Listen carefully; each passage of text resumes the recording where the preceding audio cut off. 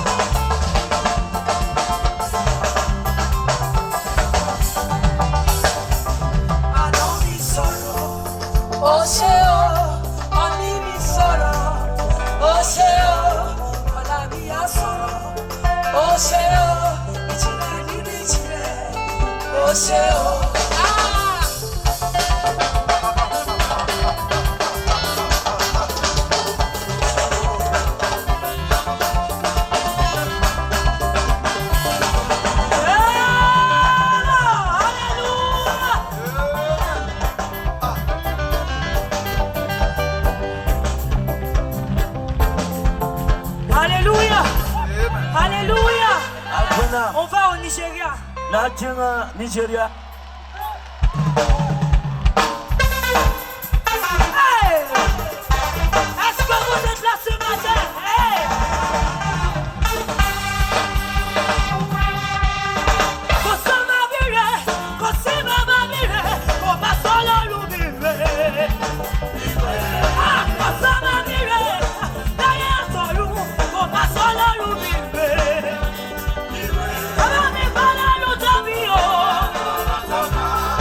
Bala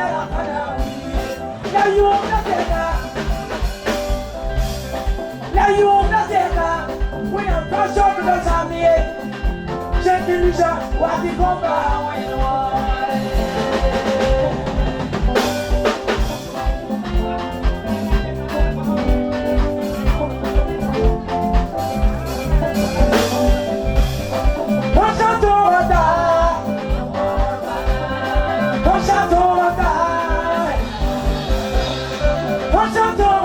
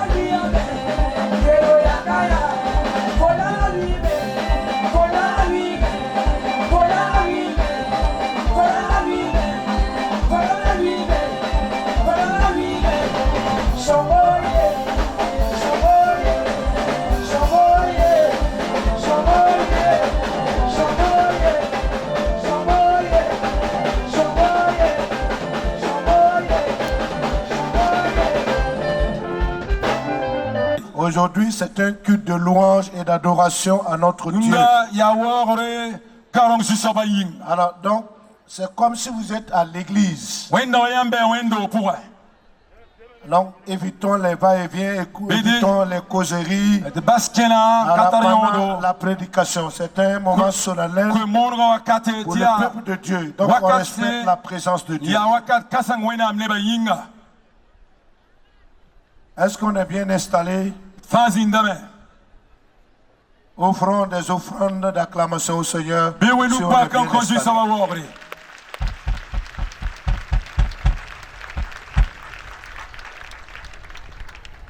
Parmi nos amis de l'extérieur, en dehors des États-Unis et d'autres continents, on a un autre ami qui réside à Paris, qui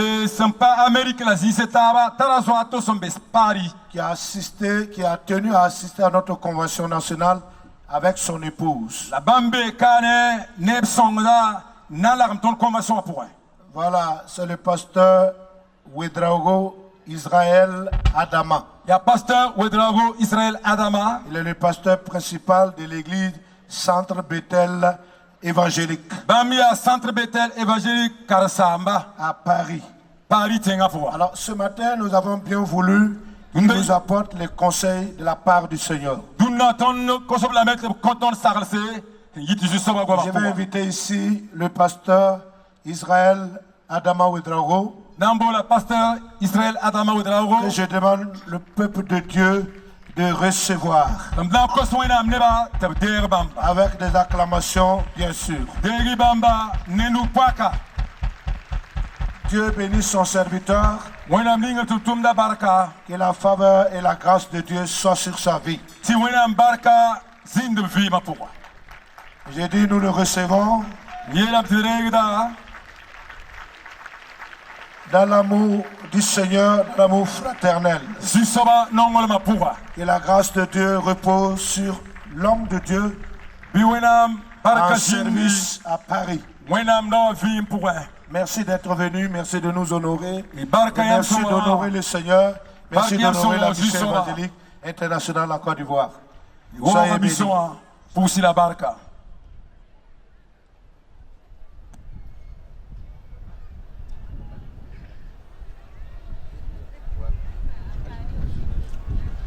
Gloire à Dieu.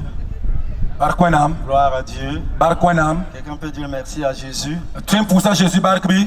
Avant la prédication de l'excellente parole de la grâce de Dieu, j'aimerais demander au docteur Kamassé de prier pour le prédicateur et pour le peuple de Dieu. Est-ce que nous pouvons nous tenir debout pour honorer la présence de notre Seigneur? Tendre Père, toi qui règnes dans les cieux, sur la terre et sous la terre, nous te soumettons en ce moment, ce temps capital, ce temps de bénédiction. Nous prions que tu prennes contrôle de toute la pensée, de tout l'être, de ton enfant, de ton bien-aimé. Nous prions que tu l'investisses maintenant de ta puissance et de l'autorité, afin qu'il annonce ta parole qui est vie, ta parole qui est guérison, ta parole qui est feu, ta parole qui est victoire. Nous prions dans le nom de Jésus et nous déclarons ainsi soit-il. Seigneur, nous soumettons ces lieux à ton autorité, qu'aucun esprit ne puisse agir, parce que c'est seul le Saint-Esprit qui a droit d'agir en ces temps et en ces lieux. Tendre Père, imbibe-le de ta présence. Cache-le derrière la croix, qu'on ne le voit pas, mais qu'on voit toi qui es monté sur la croix et qui est descendu victorieux, afin que cette victoire soit communiquée à nous tous, pour ta gloire au nom de Jésus. Amen. Amen. Amen. Amen, amen. Quelqu'un peut dire amen encore avec moi? Avant la prédication, donnez-moi 2 minutes et pour dire merci au président Georges Ézéchiel Compaoré et son épouse. Il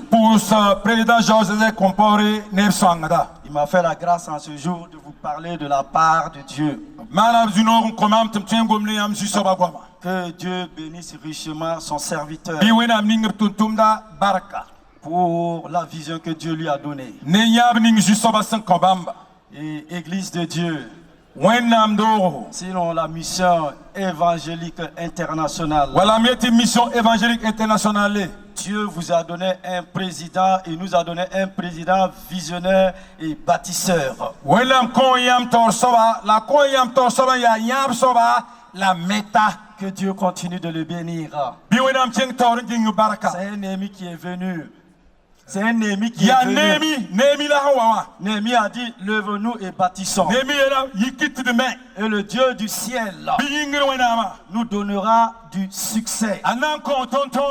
Donc, mission évangélique, sache que le Dieu du ciel vous donnera le succès. Mission évangélique est bangé. Nous sommes tous en partenariat avec vous. Nous tendons la main d'association. Et comme le docteur Kamassé l'a dit le premier jour, et mon épouse et moi-même, nous allons donner une offrande de 5 000 francs pour la construction de ce beau bâtiment. Et en 2019, quand on a commencé l'implantation de la nouvelle église dans le 78, les Yvelines, en France, le docteur Georges est venu plusieurs fois, le président. Et le président Georges il nous a aidés. Une aide multiforme. Lui et son épouse. Il était un encouragement pour moi. Il m'a conseillé. Il a prié pour moi. Il m'a boosté. Que Dieu ne l'oublie jamais et qu'il lui fasse du bien. C'est pourquoi quand je vais arriver à Paris, l'église Centre Bethel, nous allons faire encore une offrande spéciale pour la construction de la maison de Dieu. Parce que nous sommes les vaillants hommes de David pour aller dans la victoire. Que Dieu soit béni pour ses hauts faits. J'étais content hier soir parce que le patriarche, le doyen, Papa Taligano a introduit mon message. Que la gloire revienne à Dieu. Et avant que je vous donne le titre de l'enseignement, puisque j'ai quelques minutes avec vous, vous savez, peuple de Dieu, la France a eu un président qu'on a appelé l'homme du 18 juin. L'homme de la 5e République. L'homme qui a amené la France dans une grandeur. Mais en lisant l'histoire de cet homme, un jour il est mort. Nous on n'était pas encore nés. On l'a enterré dans son village. À Colombey, les 2 églises.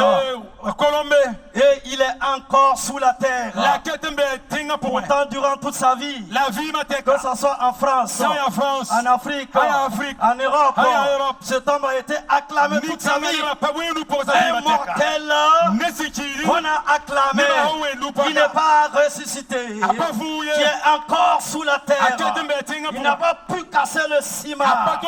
C'est pourquoi en ce matin, peuple de Dieu, tu vas te lever et ensemble nous allons acclamer un homme qui est venu un jour sur cette terre des hommes. Il a dit, je suis le chemin. Il a dit, je suis la vérité. Il a dit, je suis la vie. Il est mort et il est ressuscité. Et par la puissance de l'œuvre de la croix, nous sommes tous en ce matin ici, en ce nouveau jour, à Dalois. Je vais entendre des cris de joie. Je vais entendre des acclamations. Je vais entendre quelqu'un dire Jésus, Jésus, Jésus, Jésus, Jésus, Jésus. Acclame encore Jésus. J'ai dit acclame-le. Augmente le volume, acclame-le. Acclamons Jésus. Acclame encore Jésus. Des cris de joie. Jésus, Jésus. Jésus, Jésus. Jésus, Jésus. Jésus, Jésus. Jésus, Jésus. Il est mon Seigneur et mon Dieu. Je vous remercie. Veuillez vous asseoir. Gloire à Dieu. Gloire à Dieu. Gloire à l'éternel Dieu. Alléluia. La vision que le président a reçue,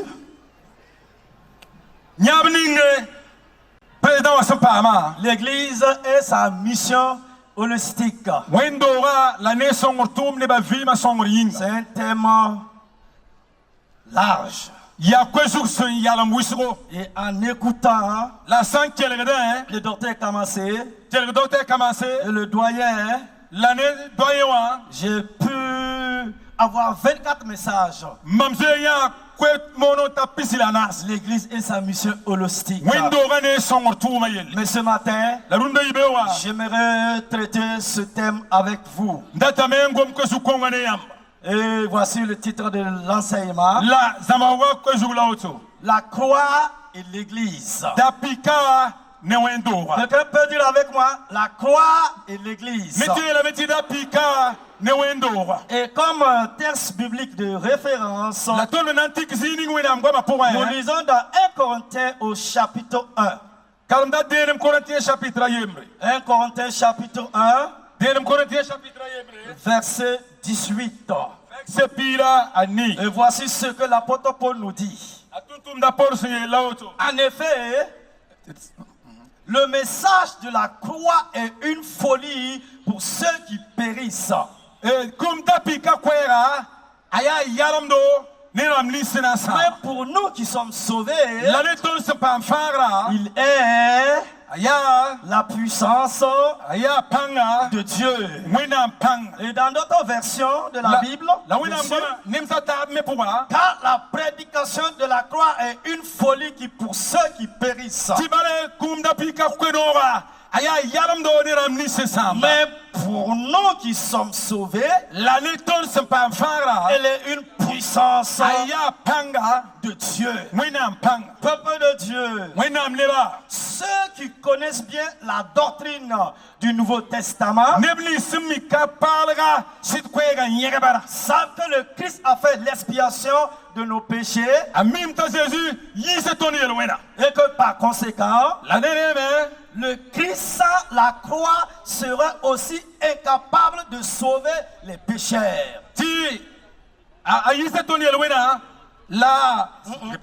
Le Christ sans la croix serait aussi incapable de sauver les pécheurs. Que la croix sans le Christ. Pourtant, la bonne nouvelle de l'évangile est que Christ, loin de Dieu, deuxième membre de la Trinité, donnant sa vie sur la croix pour enfin de nous sauver. 1 Corinthiens 15, 3. Au cœur de l'histoire de la Bible se trouve le sacrifice que le Fils de Dieu a offert pour l'homme sur la croix.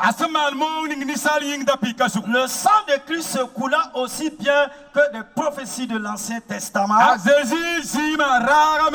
Que les récits historiques du Nouveau Testament. Dans un monde de péché et de pécheurs, de culpabilité et d'immoralité,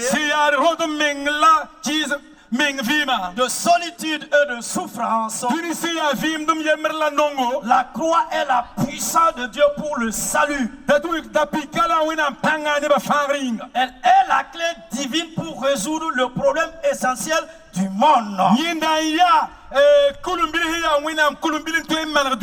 Jésus est celui qui paie nos fautes. Et qui nous ramène à Dieu. Comme nous l'avons vu en texte biblique de référence, la prédication de la croix est une folie pour ceux qui périssent. Mais pour nous qui sommes sauvés, elle est une puissance de Dieu. Il est lui-même victime expiatoire pour nos péchés. Non seulement pour les nôtres, mais aussi pour ceux du monde entier. 1 Jean au chapitre 2 verset 2. Église de Dieu, au milieu de la désunion spirituelle, l'éloignement de Dieu, et le manque d'union avec Dieu, la croix devient l'instrument de Dieu pour la paix et la réconciliation. Paul écrivit que Dieu voulu par Jésus réconcilier tout avec lui. Tant ce qui est sur la terre que ce qui est dans les cieux, en faisant la paix par lui, par le sang de sa croix. Et nous voyons cela dans Colossiens au chapitre 1 verset 20.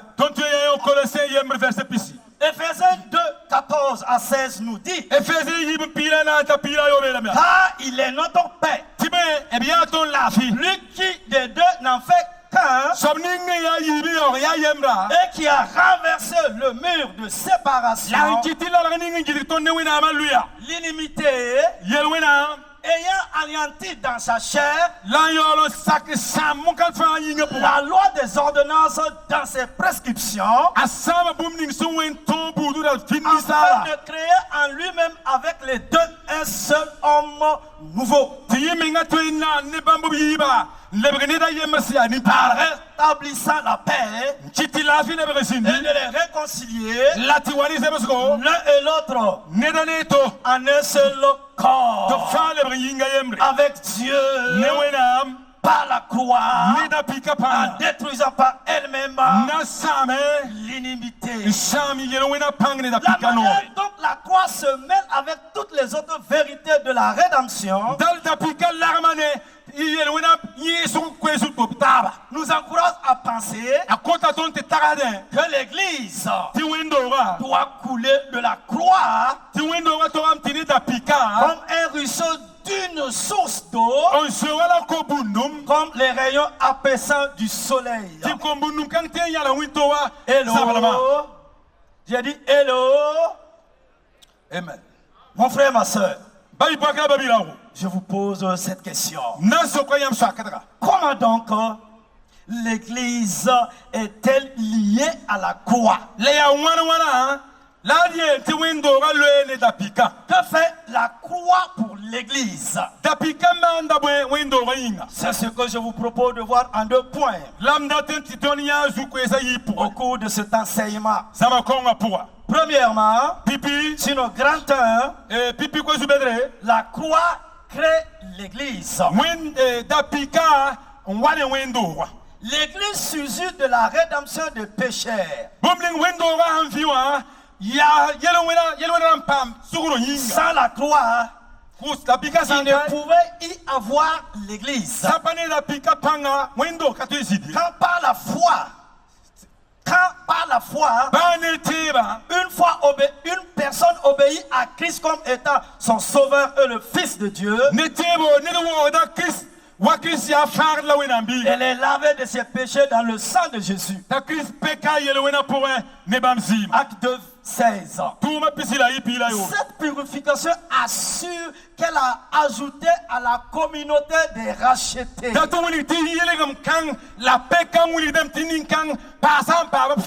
À la famille des sauvés, que le Nouveau Testament appelle l'Église. C'est pour cette raison que Paul pouvait parler du rachat de l'Église par le sang de Christ. Prenez donc garde. Dit-il aux évêques d'Éphèse, à vous-même et à tout le troupeau sur lequel le Seigneur vous a établi évêque, pour paraître l'église du Seigneur qu'il s'est acquise par son propre sang. Il est clair que Jésus est mort sur la croix pour l'église. L'apôtre Paul dit, Christ a aimé l'église et s'est livré lui-même pour elle. Éphésiens 5, 27. 25. Le but de la mort de Jésus était de produire un peuple appelé.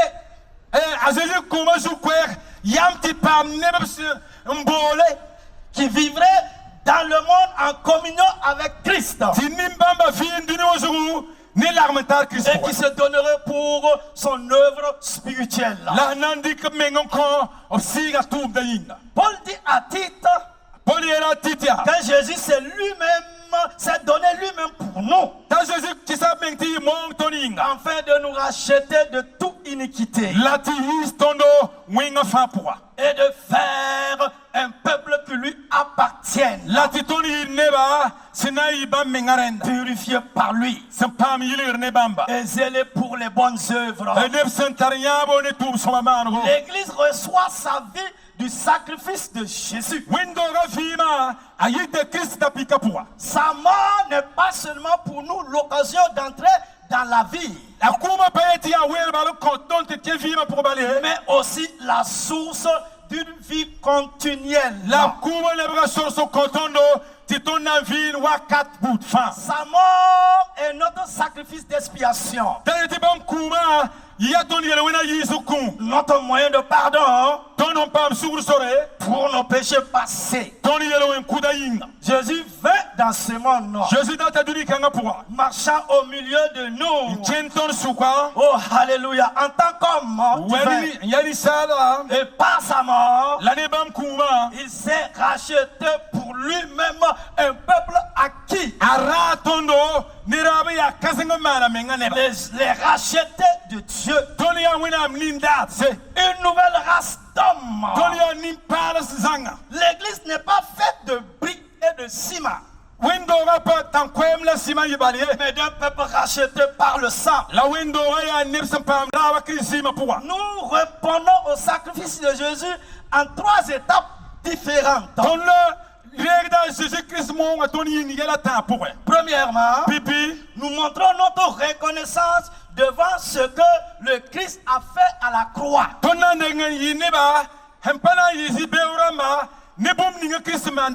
C'est avec gratitude que les rachetés se réjouissent de la grâce que Christ leur a faite. Celui qui était riche de la gloire céleste est devenu un homme, afin que par sa pauvreté nous soyons enrichis spirituellement. Deuxièmement, nous acceptons les bénéfices de sa mort. Une véritable reconnaissance conduit au désir d'accepter de manière appropriée.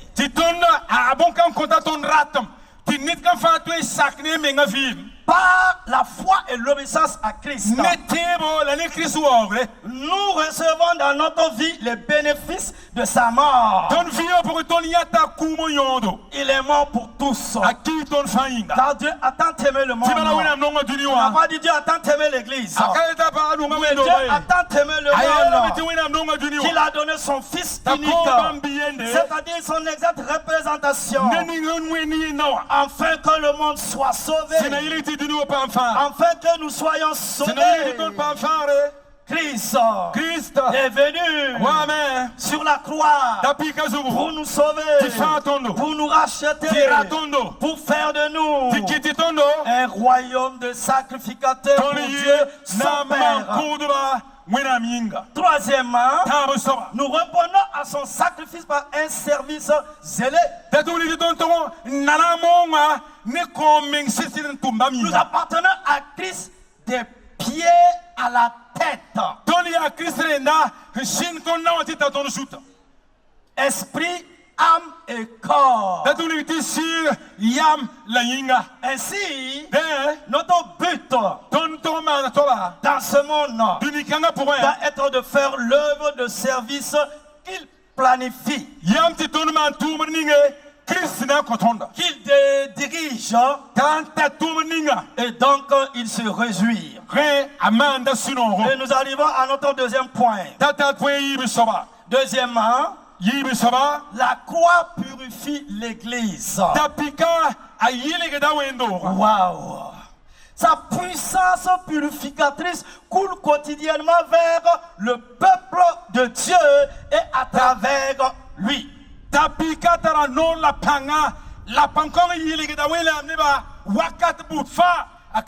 Tout comme le sang qui circule dans notre corps nous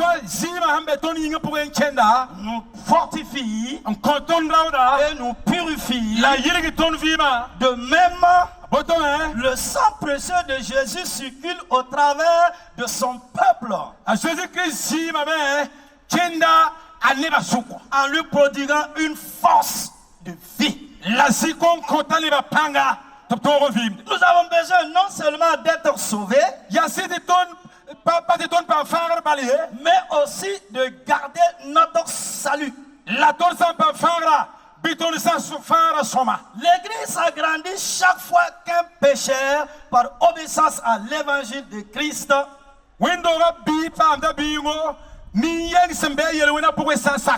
est lavé dans son sang, et par la grâce de Dieu est placé en Christ.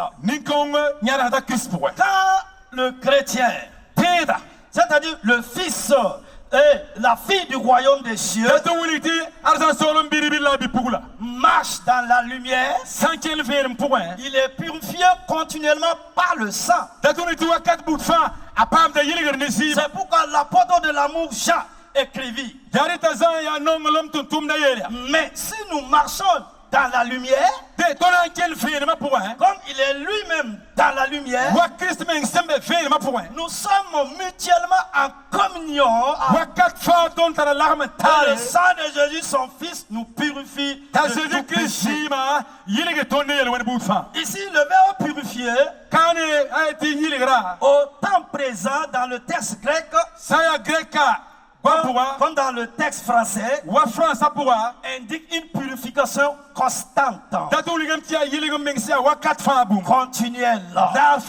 Le chrétien n'est pas parfait, même s'il essaye de moins pécher et de grandir chaque jour en Christ. Et de grandir chaque jour en Christ. S'il n'est pas sans faute, si le chrétien n'est pas sans faute, il devrait tout de même être irréprochable. La présence du péché dans la vie du pécheur nécessite le salut. Par le sang de Jésus. Et le péché dans la vie du saint nécessite qu'il garde son salut par ce même sang. Cela veut dire quoi? Nous aurons toujours besoin de pardon dans ce monde. Il est intéressant de regarder un enfant apprendre à faire du vélo. Pour acquérir ce nouveau talent, il doit faire face à deux problèmes majeurs. Faire tenir le vélo debout et rouler sans tomber. Le salut comprend ces deux mêmes étapes. Le pécheur doit d'abord rétablir sa relation avec Dieu. Puis il doit la conserver. Rétablir la relation est nécessaire. Mais ce n'est que le commencement. Le même problème qui faisait de lui un pécheur, la tâche du péché sur sa vie, peut le condamner après. La croix domine la vie des chrétiens. Donc, Jésus dit, et moi, quand j'aurai été élevé de la terre, j'attirerai tous les hommes à moi. Paul écrivit, car l'amour de Christ nous presse. Parce que nous estimons que si un seul est mort pour tous, tous donc sont morts. Donc sont morts. Et qu'il est mort pour tous. Afin que ceux qui vivent ne vivent plus pour eux-mêmes, mais pour celui qui est mort et ressuscité pour eux. La croix emplit les chrétiens d'un grand amour pour Dieu, les uns pour les autres. L'apôtre de l'amour écrivit, nous l'aimons parce qu'il nous a aimé le premier. Il nous a aimé le premier. C'est pourquoi Gandhi disait, si les chrétiens avaient compris l'évangile de Christ et l'œuvre de la croix, ils allaient manifester la puissance du royaume sur la terre. Parce que celui qui est allé à la croix, ce n'était pas un simple homme. Non, il est venu pour rétablir le royaume de Dieu sur la terre. Parce que le royaume de Dieu a commencé avec Dieu lui-même. Et Dieu a voulu manifester son royaume sur cette terre des hommes. Et quand nos premiers parents, il les a placés dans ce beau jardin, quand ils ont échoué, le premier Adam, lui c'était la photocopie. Et comme la photocopie a échoué, Dieu a amené l'original pour détruire les œuvres des ténèbres, pour détruire la puissance de la mort, pour nous laver, pour nous sanctifier, pour faire de nous des enfants de Dieu, des bénis de Dieu, des rachetés, peuple de Dieu. Paul, l'apôtre, qui n'a pas mangé avec Jésus, il n'a pas cheminé avec Jésus, il était même l'ennemi numéro 1 de Jésus-Christ. Il n'a pas vu Jésus ressusciter le fils de la femme de Naïm. Paul n'a pas vu Jésus faire sortir Lazare du tombeau. Paul n'a pas vu la multiplication des pains. Paul, quand il a reçu la révélation, révélations, les mystères de Dieu, les mystères de Dieu. Cet homme nous dit, cet homme qui est l'apôtre de tous les temps, il dit, regardez à la croix, regardez à la croix, l'église est dans le royaume, l'église est dans le royaume pour manifester le règne de Dieu. Et celui qui est allé à la croix, celui qui est allé à la croix, celui qui est allé à la croix, Jésus, il était 100% homme, il était 100% Dieu. Et ce jour-là, Dieu fait homme à la personne de Jésus, a quitté la gloire, a quitté la gloire. Jésus qui est l'exacte représentation de Dieu, Jésus qui est sorti de Dieu, il a quitté la gloire, il a quitté la gloire, il a quitté la gloire, il est venu comme un simple homme, marchant au milieu des hommes. Oh, Dieu parmi les hommes, Dieu parmi les hommes, Dieu parmi les hommes. Emmanuel, et voici qu'il va à la croix, à la croix, il a été pendu,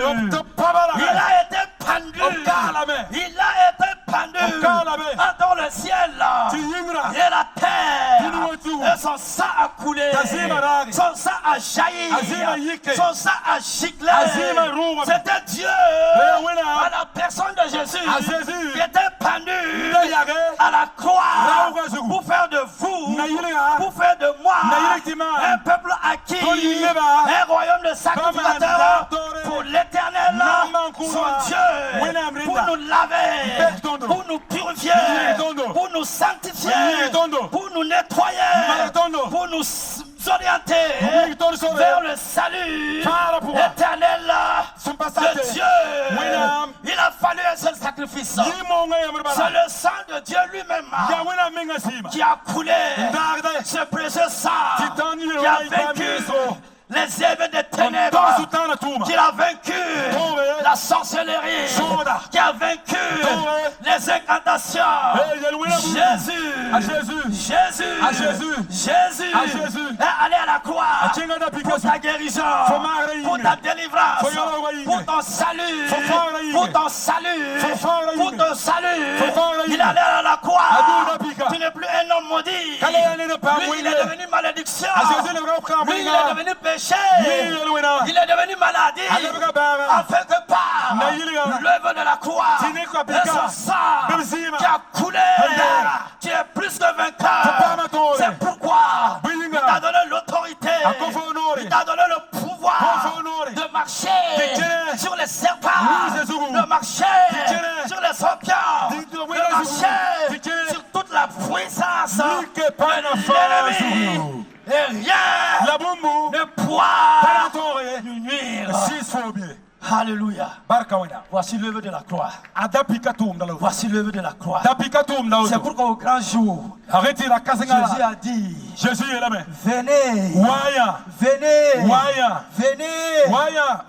à moi, vous tous qui êtes fatigués et chargés, et je vous donnerai le repos. Je vous donnerai le repos. Je vous donnerai le repos de vos âmes. Mon frère, ma soeur, l'œuvre de la croix, c'était pour nous. C'était pour nous. C'est pourquoi l'Église est née dans la flamme. L'église est née dans le feu. L'église est née dans la puissance de l'Esprit de Dieu. Et Dieu nous investit de son autorité, de sa puissance, afin que nous puissions étendre son royaume sur cette terre des hommes. Jésus a été enterré. Il a été enterré. A été enterré. Mais là, il est ressuscité. J'ai dit, il est ressuscité. Que tous ceux qui étaient morts en toi reviennent à la vie en ce matin. Toi qui es venu à cette convention nationale. Tous ceux qui étaient morts en toi. Tous ceux qui étaient morts en toi. L'Esprit qui a ressuscité notre Seigneur Jésus d'entre les morts vous ressuscite. La résurrection. Jésus est ressuscité. Alléluia. Les princes d'Angleterre sont morts. La reine Élisabeth est morte. Élisabeth II est morte. Les philosophes, les penseurs sont morts. Victor Hugo, Hitler a traumatisé le monde. Il a disparu. Lénine, Staline, tous ces hommes sont venus. Ils sont morts. Ils sont morts. Les chefs religieux, ils sont morts. On les a tous enterrés. Ils sont toujours couchés. Mais un jour, je suis allé à Jérusalem, au côté est de cette ville.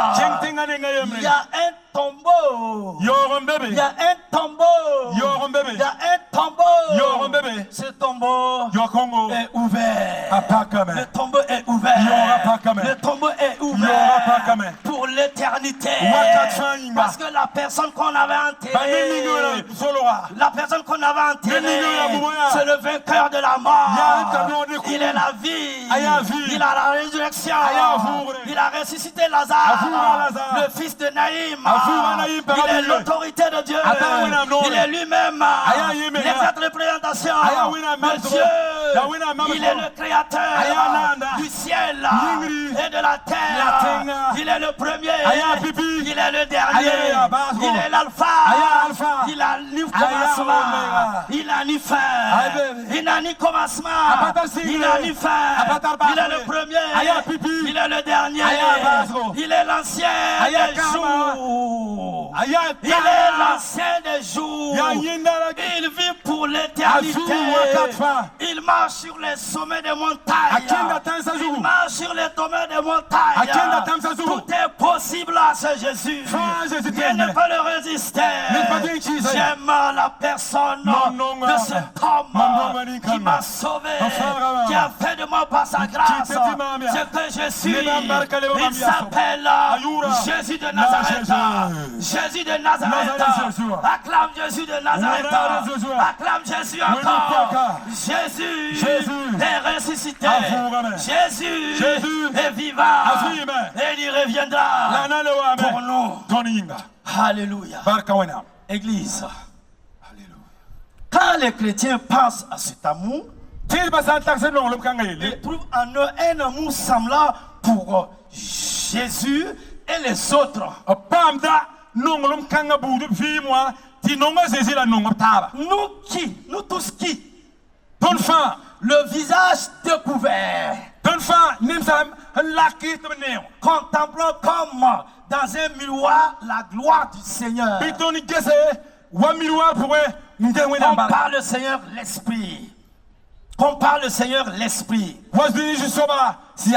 La croix inspire aux chrétiens un dégoût, une haine pour le péché. La croix du calvaire est l'abîme de la condamnation éternelle, constitue des témoignages éloquents du caractère malveillant et dévastateur du péché. Il ne peut proclamer le bon côté d'une vie de péché. Si on prend la raison de la croix et la nécessité de l'existence de la GL. L'enfant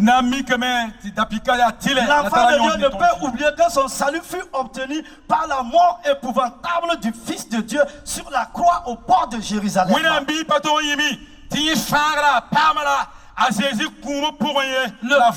Le Tout-Puissant ne pouvait offrir l'expiation des péchés que par le sacrifice de son Fils. Cet événement d'une valeur sans prix devrait pousser toute personne censée exercer le péché et à l'éviter.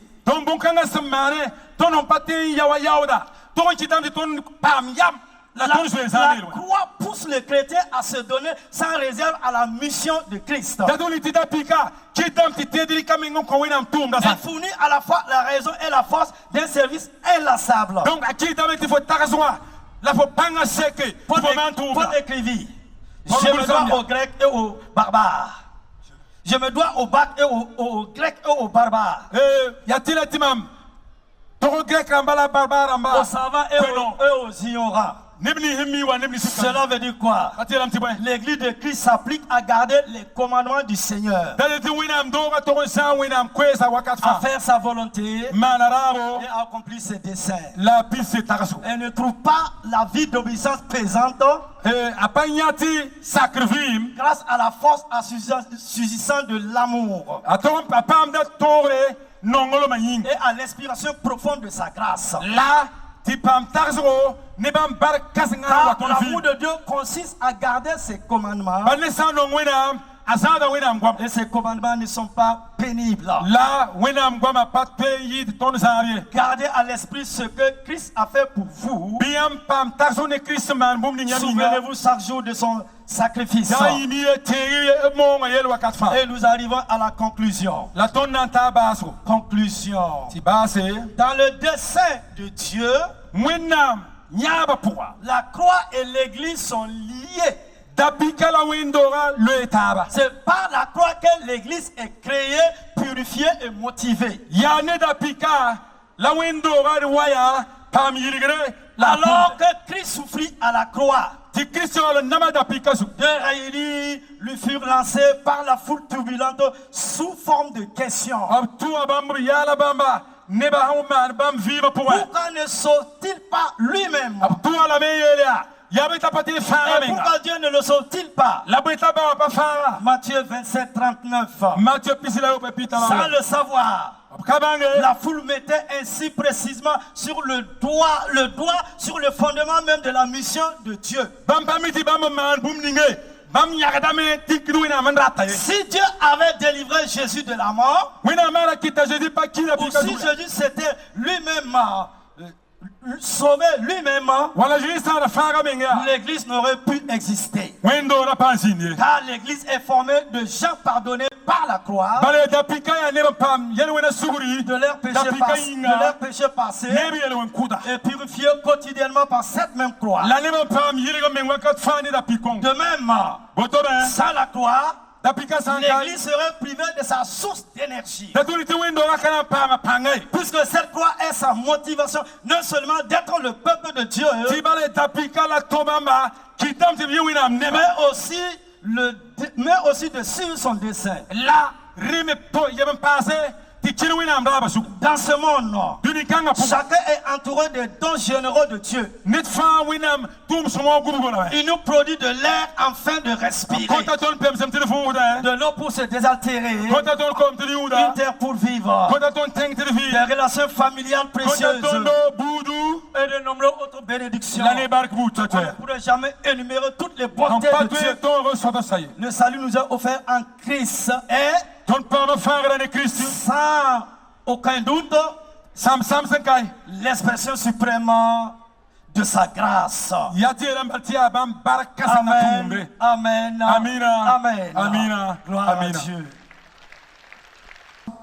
À tous les membres du protocole, au groupe musical, au service média, à la télévision CVK, à tous les membres du service d'ordre, à notre cher protocole retenu, à notre cher photographe retenu pour immortaliser l'événement, à nos artistes invités, à toutes les églises locales, à la gendarmerie nationale, à la police nationale, au groupe MK pour la sonorisation et à tous les chauffeurs, au groupe d'intercession, à tous les conventionnistes.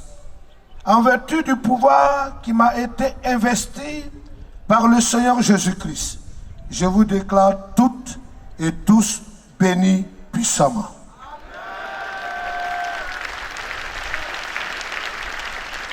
En effet, depuis le 2 avril, Dieu, dans sa miséricorde, nous a conduits sains et saufs, que ce soit par avion, par voiture, par moto et autres moyens de déplacement, jusqu'à Dalva, pour cette 7e convention. Ainsi, depuis le 3 avril, la protection sans faille de l'Éternel a entouré ces lieux jusqu'à ce jour. Aussi, nous croyons que tel qu'il a été avec nous à notre venue, il le sera de même jusqu'à nos destinations respectives. Que notre Dieu en soit glorifié. À cette 7e convention nationale, Dieu nous a réunis autour du thème « L'Église et sa mission dans le monde ». Par son esprit, nous avons été tous et toutes éclairés et nous pouvons retenir des vérités centrales suivantes. Nous incarnons Christ au sein de nos familles, de nos églises locales, de nos communautés et localités, au sein de cette nation et au-delà des frontières. Le Père de Jésus est également le nôtre.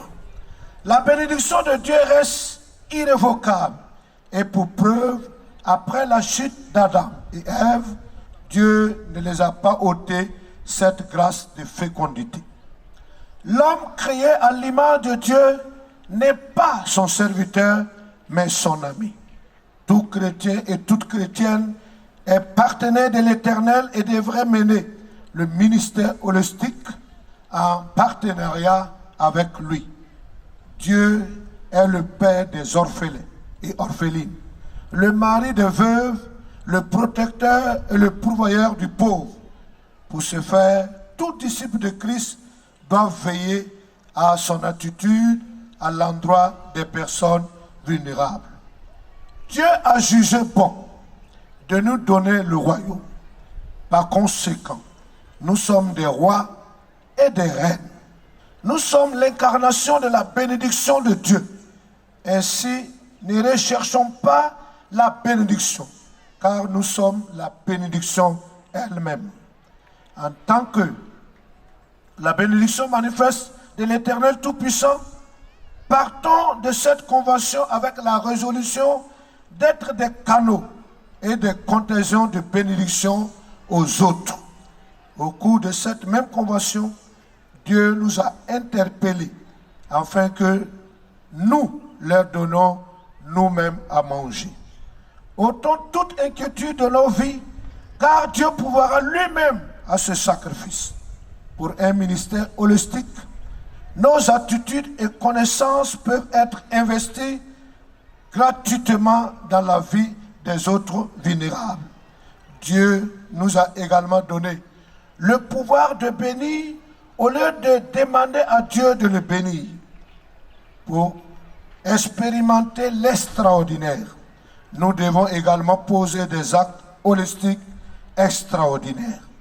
Chers conventionnistes africains, nous sommes un continent béni et non maudit, car le roi des rois, le Seigneur des seigneurs, le Rédempteur du monde entier a fait ses premiers pas en Afrique. Par conséquent, il est temps que l'Afrique se lève et reprenne sa position dans l'histoire que Dieu est en train d'écrire à notre temps et à notre génération. Enfin, Dieu a aussi rappelé que personne ne doit vivre dans la bassesse, dans l'imitation ou se laisser minimiser par qui que ce soit. Qui pourra nier le fait que Dieu soit descendu en personne pendant les temps de prière intense par des paroles de connaissance, de fortes proclamations irréversibles, à lui seul soit la gloire. Nous repartons également de cette convention nationale avec la résolution personnelle, individuelle et collective de réaliser la construction du centre de conférence, de logement et du centre de santé à la gloire de notre Dieu, ce qui donnera de la valeur à la ville d'Agboville. En définitive, en ma qualité de président national de la MEISI, permettez-moi donc de remercier le Dieu créateur des cieux et de la terre pour sa présence effective et indiscutable avant, pendant et après cette 7e convention. Je voudrais également, au nom de notre mouvement, exprimer nos sincères remerciements à notre patriarche, le doyen, le roi intronisé par Jésus-Christ. Je ne pourrais pas non plus négliger et dire un grand merci à tous les autres orateurs et intervenants, à quelque niveau que ce soit. À tous et à toutes, recevez les remerciements les plus sincères pour tout ce que vous aviez fait avant et pendant cette convention, sans oublier ce que vous ferez après pour la gloire de notre Seigneur Jésus-Christ. Je souhaite à tous et à toutes un bon retour ce soir. Je déclare ainsi clos les travaux de la 7e convention nationale d'Aloha 2024. Que Dieu vous bénisse.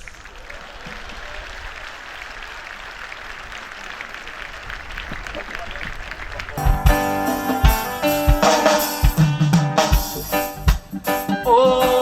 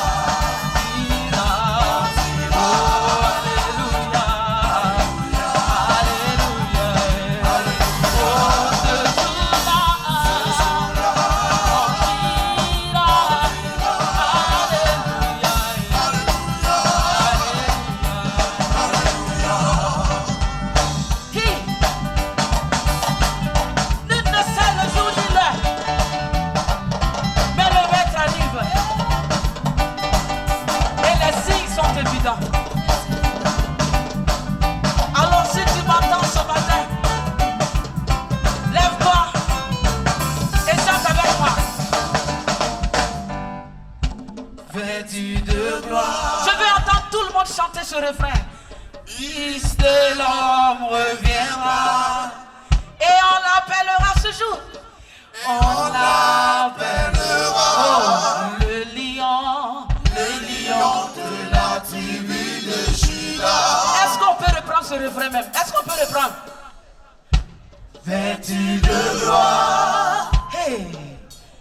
Le Fils de l'homme reviendra. Oh.